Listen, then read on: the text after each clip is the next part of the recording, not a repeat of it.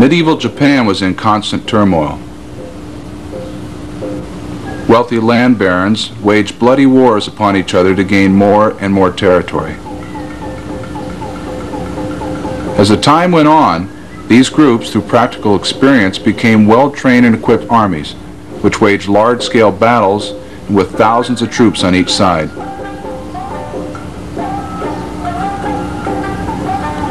It wasn't until the late 16th century that Japan was finally united under one ruler, Toyotomi Hideyoshi.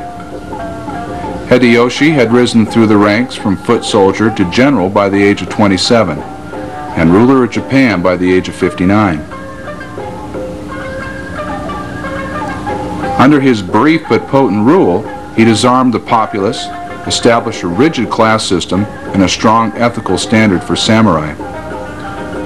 He also admonished samurai not to neglect their martial skills, amongst which was Hojo Jutsu, the art of tying the enemy with ropes or cords after first subduing him with jujitsu or the weapon arts.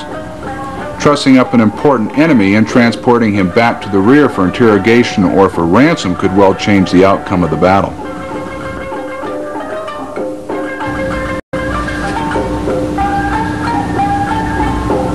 Upon the death of Hideyoshi in 1598, Tokugawa Ieyasu became guardian to Hideyoshi's 5-year-old son and heir. The boy was disposed of, and Tokugawa was appointed shogun by the emperor in 1603. Tokugawa established his capital in Edo, present-day Tokyo, on the main island of Honshu. He lived in splendor, supported by a very impressive samurai army. As shogun, he controlled the armies, levied and collected taxes, and policed the nation. Directly under his command was the Ometsuki, or all-seeing eye. This high-ranking samurai appointed all local magistrates, as well as hiring and deploying the shinobika known today as ninja. Under him was a network of lesser agents or spies known as metsuke. In Kyoto, 500 kilometers and a 16-day march to the southeast, was the imperial court and homes of the 300 court noble families. They also lived in luxury, but had no real power. Although at first glance this mansion looks like a fortress, it's not designed or equipped to function as such. The court nobles spent their time inventing elaborate ceremonies, writing poetry, painting, or other sedentary pursuits, leaving the actual running of the country to the shogun. This dual or split capital system worked out quite well. While the samurai perfected their martial skills and the shogun was setting up an orderly system of government, the kuge or court nobles in the south were perfecting the more aesthetic arts. This is the age of isolation, during which time the character of Japan was formed. Each district of any size had a resident magistrate. He was usually a very high-ranking samurai and was a chief law enforcement officer. He wore a specific type of helmet when on duty, as well as his long and short swords. He carried a jutei or a resting truncheon with him, with a handle wrapped in purple cord, and displayed it as a sign of his rank and authority, much as a present-day police officer displays their badge and identification cards. He sometimes carried a Hojo Jutsu cord in his sleeve or kimono, and sometimes an iron-ribbed fan as well, a very effective and deceiving weapon.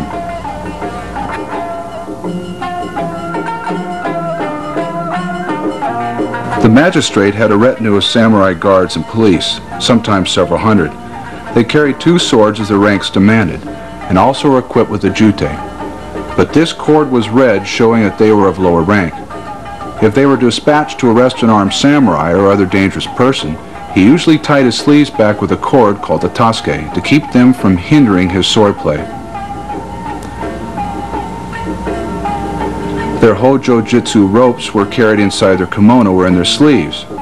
He might also wear a plain headband called a hachimaki, or one with a metal protector known as a hachigani. Normally he wore his kimono without a tasuke, but if trouble arose, he slipped off the top kimono to reveal an under kimono that was kept tied back for just such an emergency.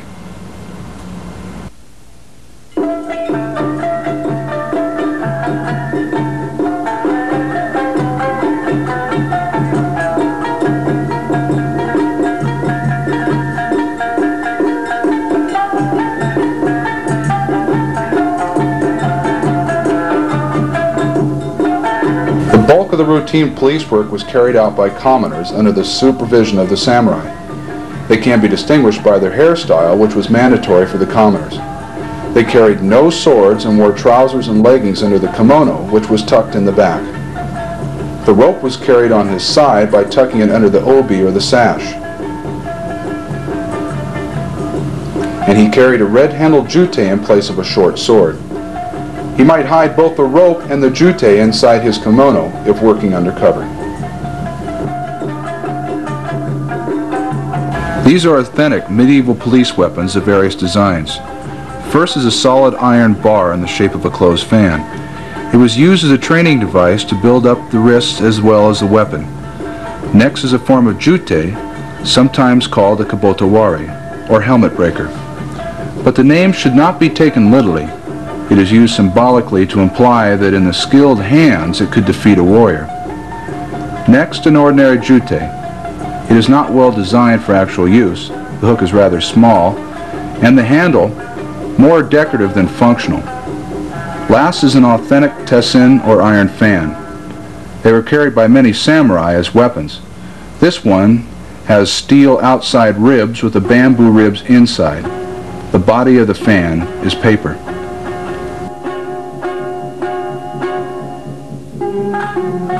This kusari, or weighted chain, is another weapon in the medieval police arsenal. It could be used as is, or was sometimes attached to a pole or rope. It was used to trip, entangle, strangle, or strike various parts of the body.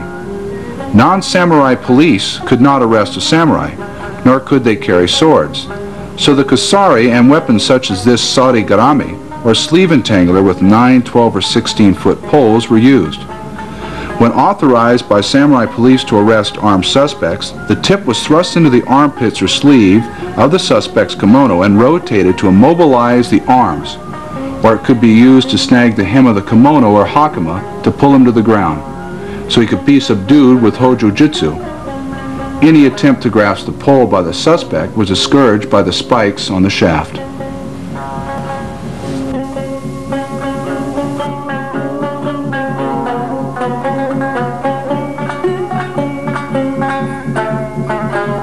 This 19th century woodblock print depicts a large contingent of samurai and commoner police trying to capture an armed suspect who has climbed to the roof of a building.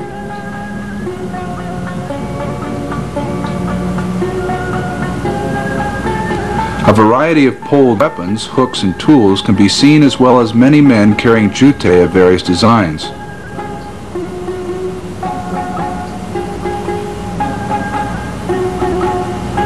Although the costumes are a bit theatrical, the weapons, tools, and tactics are quite realistic. This scene of the magistrate's men trying to capture a Robin Hood type character named Chuchi is a favorite theme for artists and kabuki playwrights. You can also see that the officer's sleeves tied back with a tasuke, and they are wearing hachamaki or headbands. The suspect has removed his upper kimono for more mobility, to foil the attempts to capture his sleeves with the sore garame. He has also previously tied his upper kimono with the tasuke. When Japan opened her doors to the West, she abolished the class system. Samurai out of style and work clamored for jobs as police officers and other positions of authority in the new government. Commoner police, the most proficient developers and practitioners of Hojo Jutsu, were forced out of their jobs by former samurai, and the art of Hojo Jutsu was almost lost. This early 20th century print depicts Chinese prisoners tied up with Hojo Jutsu during the Sino-Japanese War. Note the European-type uniforms. Now many former Hojo Jutsukai use their skills to make straw sandals, decorative knots for Buddhist temples, and ship rigging.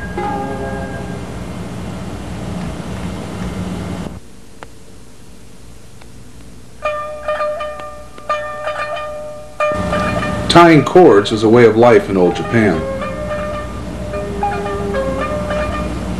There were no buttons, zippers, or belt buckles. Everything they wore was tied on. These cords and sashes are required to put on the kimono. Each cord and kimono is handmade, and a good kimono costs several thousands of dollars. Sword bags had their own special knot. And the sageo, the cord on the scabbard, has several different traditional knots. 23 separate pieces of armor and equipment are required to dress a samurai, all of which are tied on or laced together with a cord.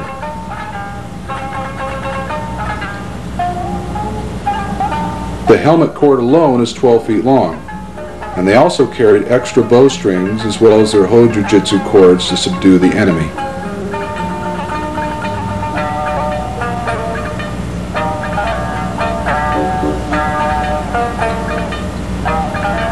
Hojo Jutsu is being used here to capture a demon who has been terrorizing a village.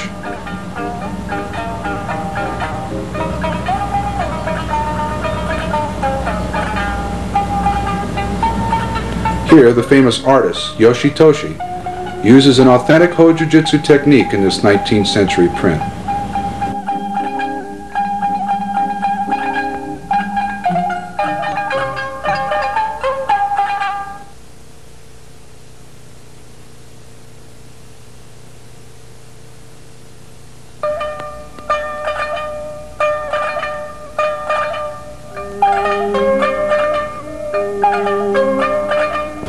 cords and ropes used for Hojo Jutsu came in many sizes and colors. Many times certain schools used a particular color. The best cords were about 60% silk for strength and 40% cotton for flexibility. Some had steel weights, hooks, or rings attached. Others for complicated ties requiring long ropes were bundled on each end, with a straight piece between. The tie was started in the center. To prepare small, thin ropes for carrying, first slip the loop eye over your thumb and spread out your fingers. The cord is then wrapped in a zigzag fashion over the first and little fingers until about 4 feet of cord remain. The cord is carefully removed from the hand and the remaining cord wound around it, making sure that the bundle is not twisted.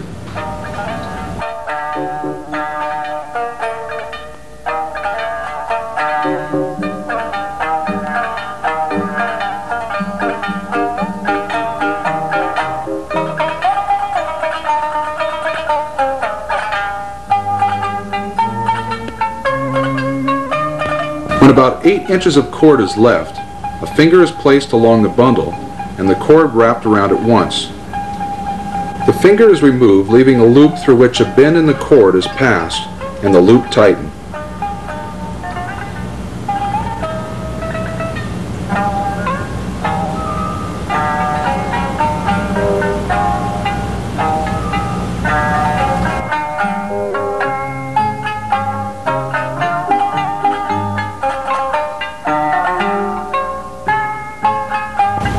While tying the subject, the cord was played out as needed.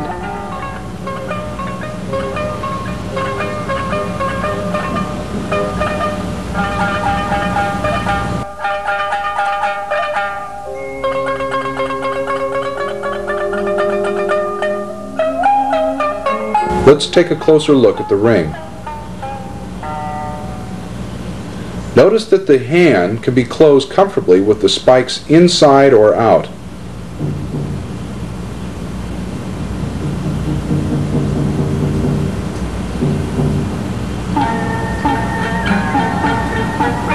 If carried loosely in the hand, weighted end can be thrown into a subject's face or thrown to ensnare him. To make the standard knot for the loop, bend the cord about a foot from the end. Make a simple overhand knot near the short segment end and pull it tight.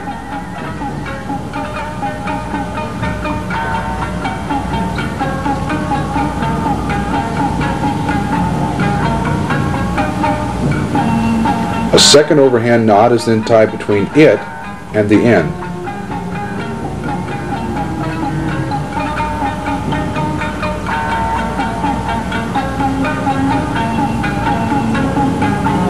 Both loops are then tightened.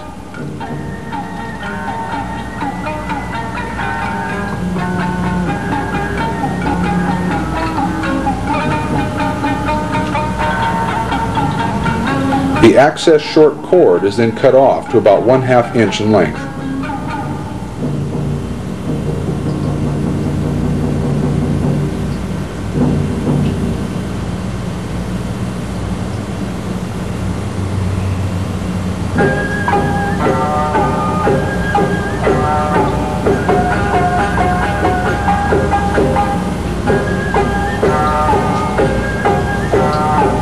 The cord is then inverted through the loop to form your snare.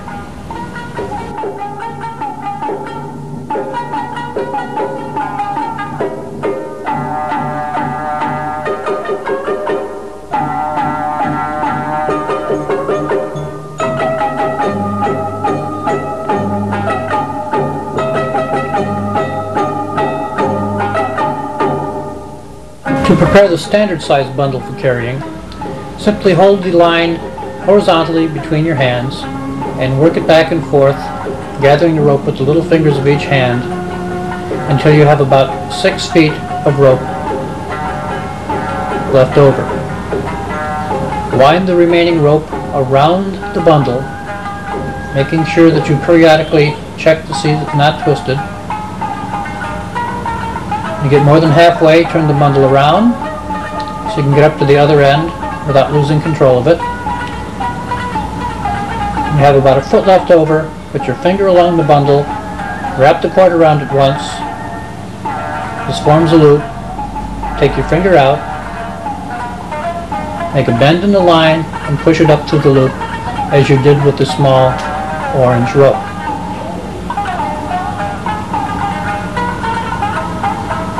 The loop is then tightened. The rope is now ready for carrying. You may put it inside the kimono, in the waistband area.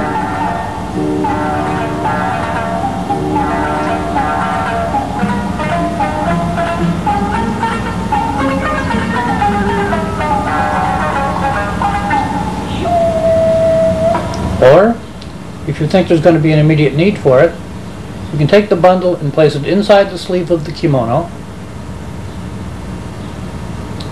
Make your loop a little larger, slip it over your own forearm, up toward the elbow, tighten it gently, place the rest of the cord inside the sleeve, and it's invisible. If you then had to capture a suspect, you could grasp his wrist, and without having to let go, just bring the rope down your own forearm, over his wrist, tighten it, and you have the suspect in custody. When carrying the long double bundles, simply take the cord between the two bundles, divide it in half, and tuck it up under the obi or sash at your side. Often the samurai would carry a cord inside his kimono for use as a tasuke or a sleeve tie. In case of trouble, he would tie his sleeves back with it so that he could use his swords without the sleeves getting in his way.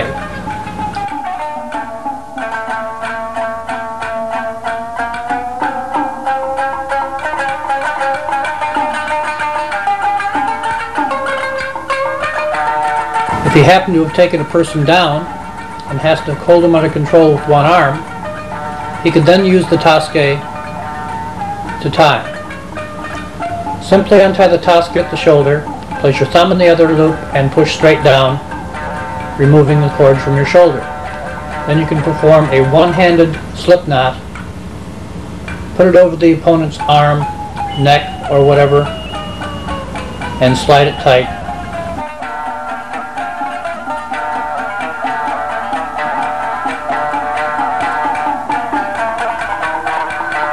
Observe closely to see how the one-handed slip knot is made.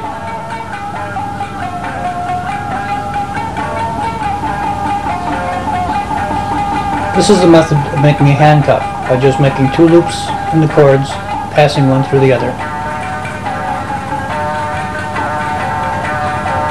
A second type of handcuff is made by winding the cord around your hand twice, and then once again under the third finger.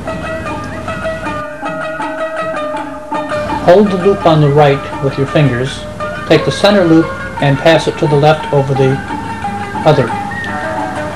Twist your hands and pull them apart, and you have another cuff.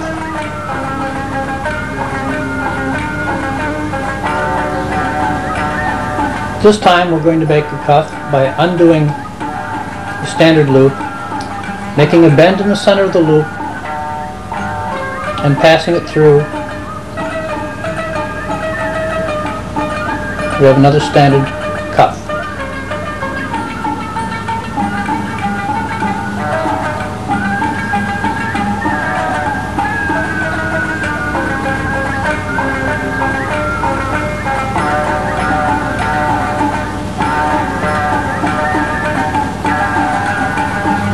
This time we're going to make 3 loops by bringing the cord down to the bottom of the basic loop, making a bend in the line, and pushing the bend through the main loop. You can place one loop around the neck, the other around the wrists, or one around the torso and the wrists, or the feet and the wrists.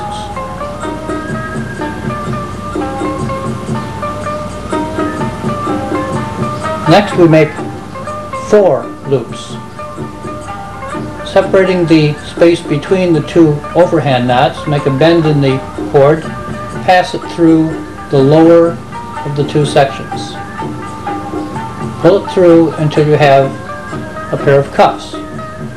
Put them together, let them drop, make another bend in the line, pass it through the main loop, and you now have 4 sections through which you may put wrists and ankles, wrists and head and hands, or any combination you desire for the tie you're doing.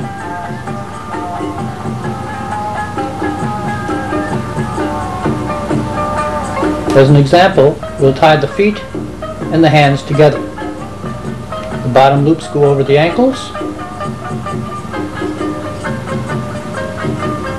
wrists go through the other loops,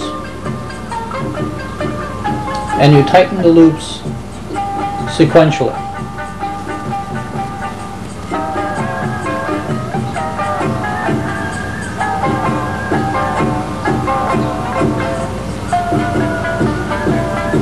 Then pass the cord under the ankles, making a bend in the line, passing it back. Now tying the ankles together with a double overhand knot. We're tying this knot on the top so that you may see how we're doing it, but usually you'd put the knot on the bottom so the subject could not reach the knot with his fingers and untie it. He could be then tethered to a pole, hanged from a beam, or whatever the samurai wanted to do to him. This is the standard way of tying with a cuff.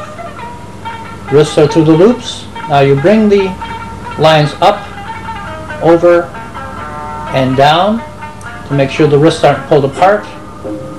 You then twist the cords on the bottom and bring one up through between the forearms. Pull them tight, make double bends in the lines, and tie them together on the top with a double overhand knot. Again, we would usually tie these beneath the wrists so that he could not reach them with his mouth. The remaining cord can be braided to make the line shorter. And sometimes in the old days they used to take fugu, or the poison from the blowfish, and put them on the knot so that if a man tried to undo them with his teeth, he would poison himself. By braiding the knot, you also make the rope stronger in case you were using a very thin line.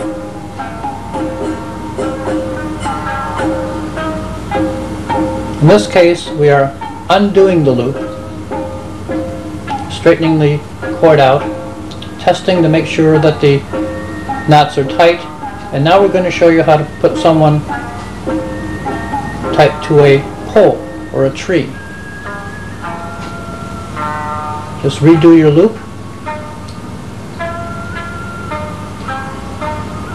You'll make a bend in the line, pass the bend back through the loop, and you'll have a pair of cuffs.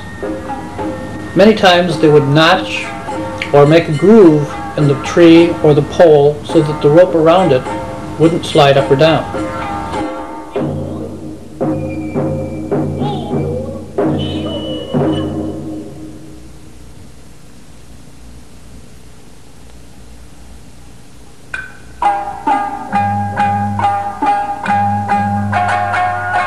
Once you have the cuffs, just have your suspect put his hands through the loops,